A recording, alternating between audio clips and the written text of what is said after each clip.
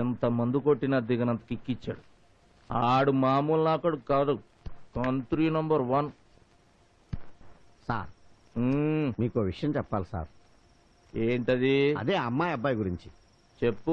వాళ్ళిద్దరూ నిజంగానే lovers sir. అవును సార్, ఆ సీనా అమ్మాయిని సిన్సియర్ గా ప్రేమించాడు సార్. ఎవరిదిరా లవ్వు? ఏంట్రా సిన్సియర్ గా ప్రేమించుకోవడం? బాగా ఆస్తున్న అందమైన పిల్లని చూసి వెంటపడి బ్లేడ్లతో కోసుకుని రక్తంతో లెటర్లు రాసి 4 మాయ మాటలు చెప్పి బుట్టలో పడేయటం కాదురా ప్రేమంటే. వస్తే కొండ పోతే అదేదో అన్నట్టు ప్రతి అడ్డమైన వాడు గురి పెట్టేది లైనేసేది డబ్బున్న అమ్మాయిలకే కదరా. వర్కౌట్ అయ్యే అమ్మాయి లైన్ లో పడితే లైఫ్ సెటిల్ అయిపోతుంది. ఆ ఇంటికి అల్లుడైపోయి కోట్ల ఆస్తికి అప్పనంగా వారసుడైపోవచ్చు. పైసా ఖర్చు లేకుండా అందమైన అమ్మాయితో రొమాన్స్, ఏ కష్టం పడకుండా తయారుగా వచ్చిన కారులో షికారులు, సుఖానికి సుఖం, స్టేటస్ కి స్టేటస్. నువ్వన్న ప్రేమ హై క్లాస్ అమ్మాయిల మేకప్పుల్లోనూ మేడకప్పుల్లోనే ఉంటుందా? స్లమ్ముల్లోనూ మురికివాడల్లోనూ కూలీ నాలీ చేసుకునే అమ్మాయిల కొప్పుల్లో ఉండదా? ఏనాడైనా ఏ కాలేజీ కుర్రాడైనా ఓ పేదింటి పిల్లనో లేదా రోడ్ల మీద కాగితాలు ఏరుకునేదాన్నో కుంటిదాన్నో గుడ్డిదాన్నో అనాథనో ప్రేమించి పెళ్లి చేసుకున్నాడని నువ్వు ఎప్పుడైనా విన్నావా? మాట్లాడవే. వినలేదండి. నువ్వు వెళ్ళారా? కూర్చో. అంతెందుకు, నీ సంగతికి వద్దాం. నీ కూతురు పిక్ పాకెట్ గాడిని ప్రేమించిందనుకో, వాడికిచ్చి పెళ్లి చేస్తావా? ఓ బేవర్స్ గాడిని లవ్ చేసిందనుకో, వాడికిచ్చి చేస్తావా? నోటితో చెప్పు. చేయనండి. నువ్వు వాడి మక్కెలు ఎరగొట్టి బొక్కలో దోస్తావు అంతేగా? నోటితో. అంతే అంతే. నెలకి 3000 రూపాయలు సంపాదించే నీ రేంజ్కే అలా అంటే కోటీశ్వరుడైనా పిల్ల తండ్రి ఆ ఫుట్పాత్ గాడికిచ్చి పెళ్లి ఎలా చేస్తాడనుకున్నావరా? పోరా. ప్రేమించుకున్నారంట, ప్రేమించుకున్నారు. నువ్వు పారిపోతాదయ్యా.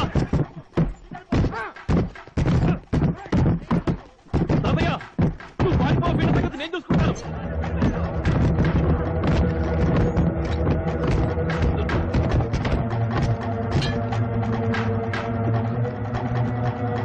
తాతయ్య, నా మాట విను, నువ్వు పారిపో. చంపైని చంపాలి, చావైని చావాలి, అంతేగాని వీపు చూపించి పారిపోవడం మన వంశంలో లేదురా. రానిరా నా కొడుకుల్ని. నువ్వు తప్పు. తాతయ్య, పూర్తిగా మాట్లాడుకో. చాలా మంది ఉన్నారు, దొరికితే చంపేస్తారు. చంపమండ్రా. సత్య ముందు కనీసం 4 వేసి చస్తాడ్రా.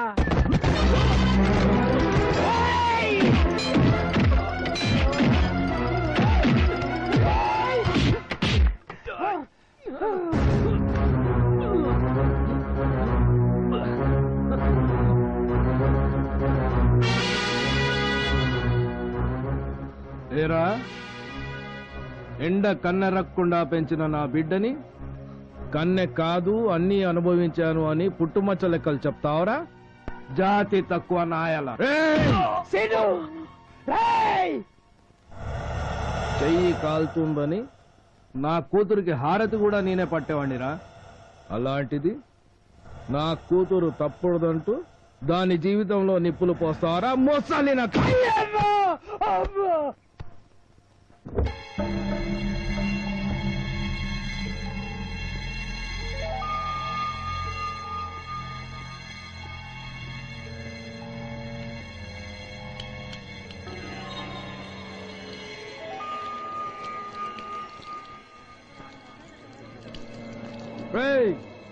చూడండి, అందరూ చూడండి. బీడీకి కూడా గతి లేని బికారి నా కొడుకులు బిల్డింగ్ల మీద కన్నేస్తే ఏం జరుగుతుందో చూడండి, బాగా చూడండి.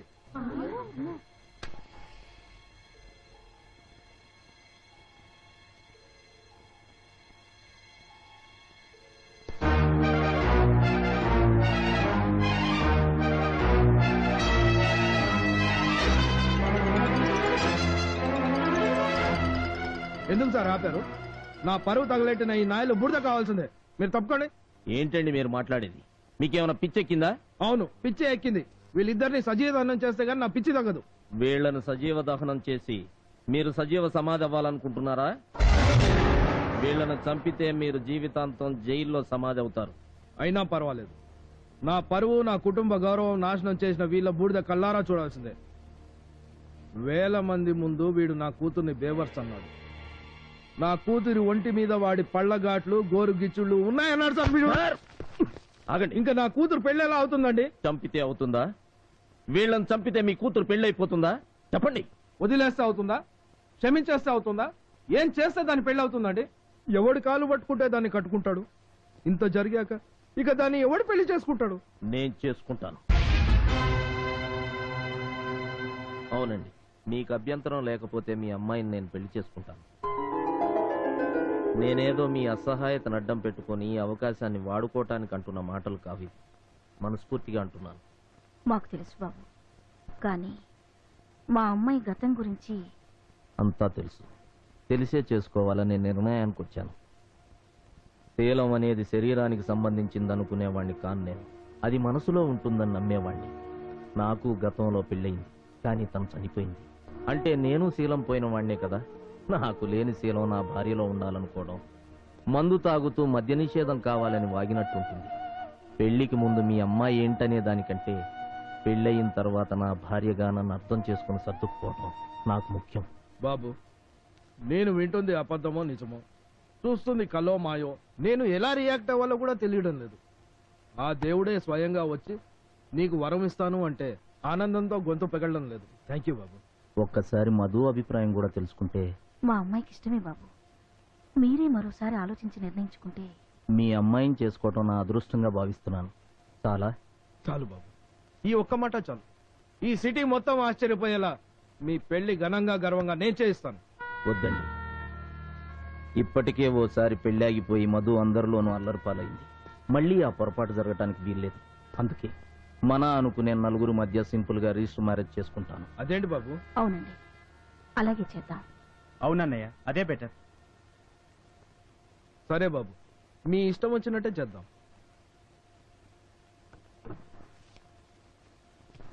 ఇప్పుడు టైం ఎంత అయింది తాతయ్య? 10-20. ఏ ఇంకో 10 నిమిషాల్లో మధు పెళ్లి తాతయ్య.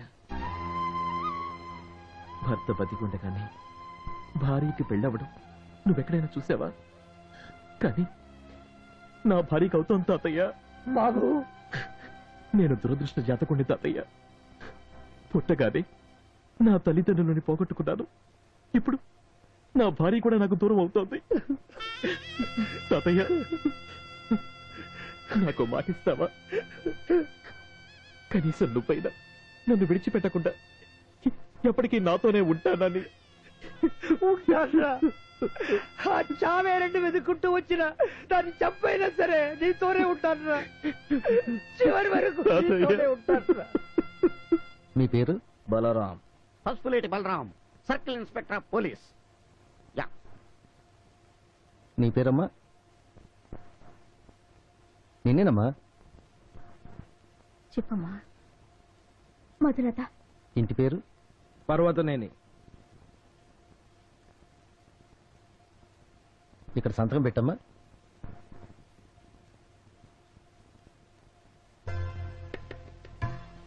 మీరు కూడా పెట్టండి సార్.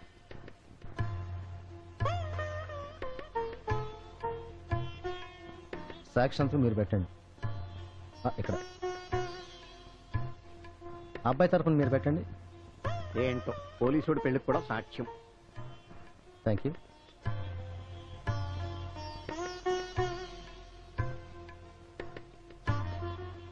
ఇక దండలు మార్చుకోండి. తీసుకోమ్మా.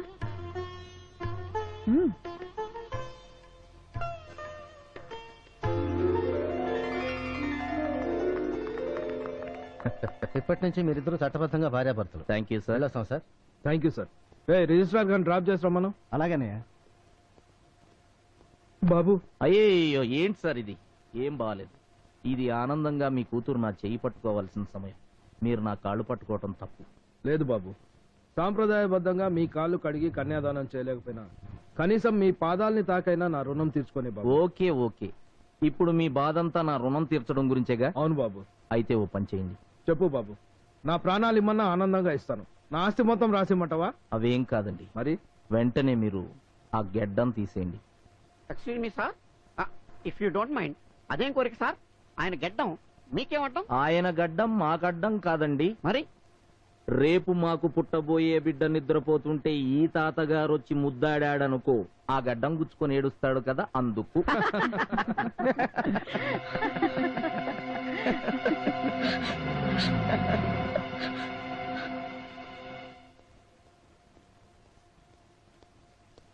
సార్, హెడ్ క్వార్టర్స్ నుంచి మీకు లెటర్ వచ్చింది సార్.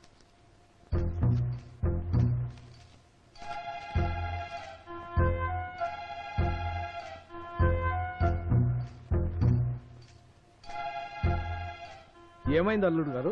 నాకు డిఎస్పీగా ప్రమోషన్ వచ్చింది. Congratulation. Thank you, thank you. Congratulation. చూసారా, మీ కూతురు నా ఇంటికి సిఐ భార్యగా రావట్లేదు, డిఎస్పీ భార్యగా వస్తుంది. ఇదంతా మధు మహిమ. Transfer with promotion. రేపే డ్యూటీలో జాయిన్ కావాలి. రేపా? ఎస్. పోస్టింగ్ ఎక్కడ సార్?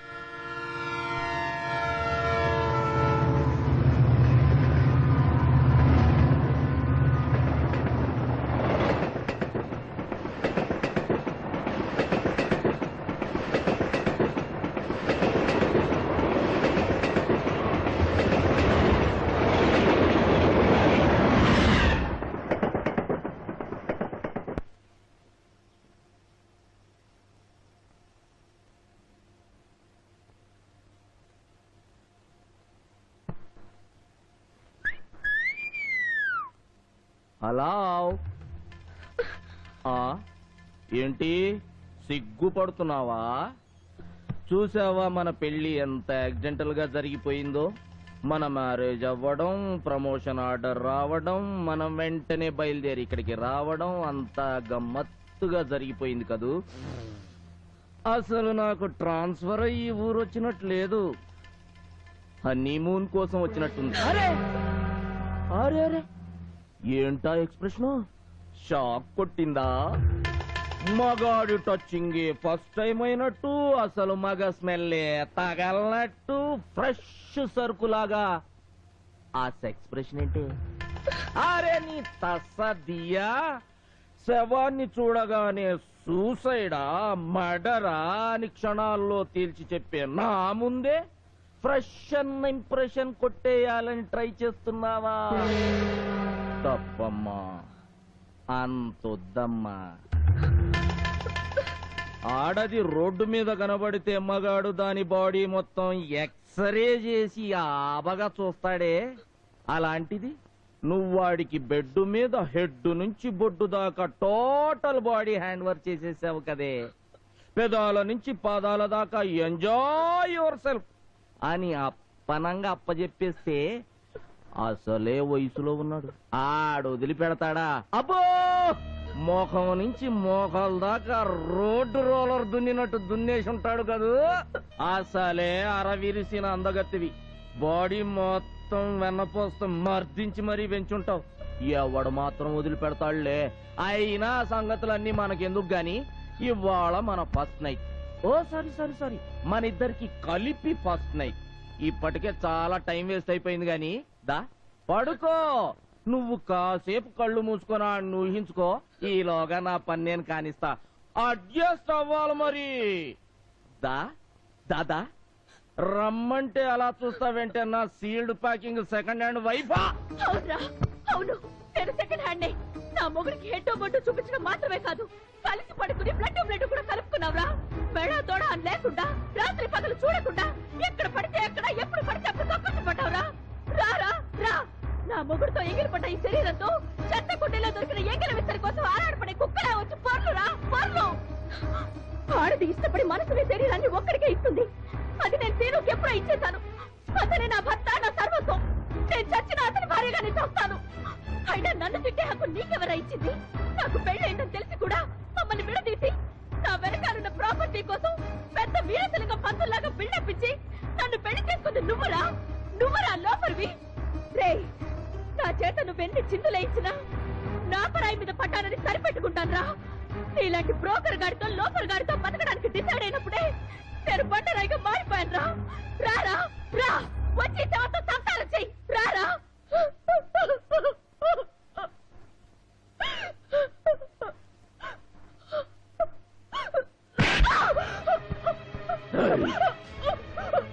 ఏమే నేనంత బేవర్స్ గండని తెలిసినప్పుడు నాతో పెళ్లికెందుకు ఒప్పుకున్నాను?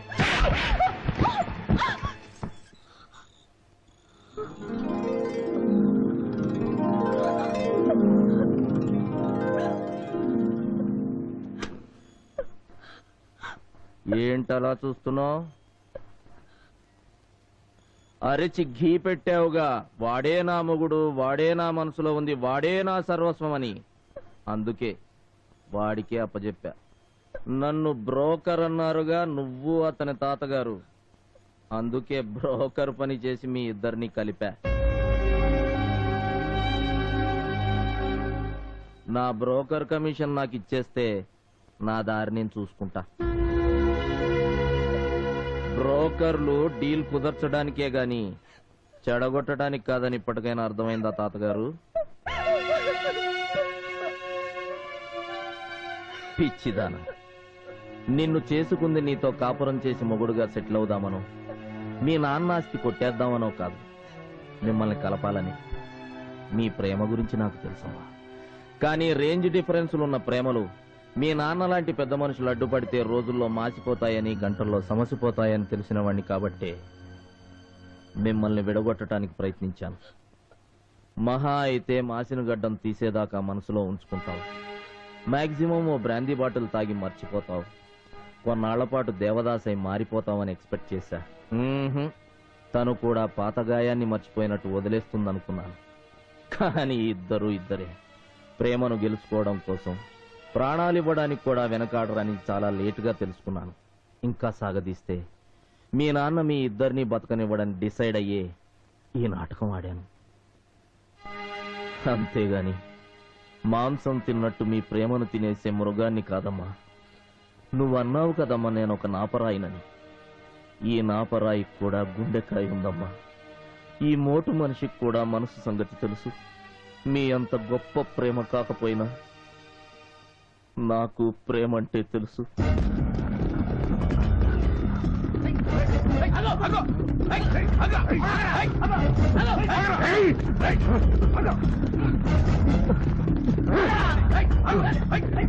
ప్లీజ్ కాపాడండి, నన్ను కాపాడండి.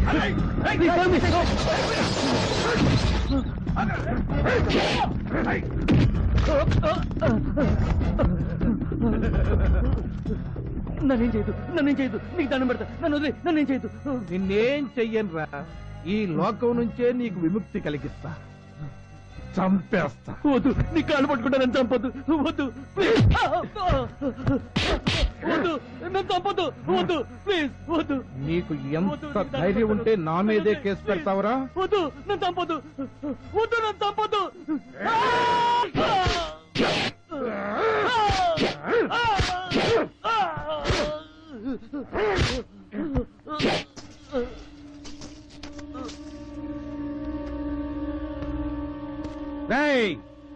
నా పేరు GK, son of K GK. House number 1, road number 10, Jubilee hills, Hyderabad. ఇక్కడ మీరు చూసింది మర్డరే, చేసింది ఈ జీకేనే. ఎవడైనా ఎప్పుడైనా ఎక్కడైనా కేసు పెట్టొచ్చు, సాక్ష్యం చెప్పొచ్చు, శవాలైపోవచ్చు.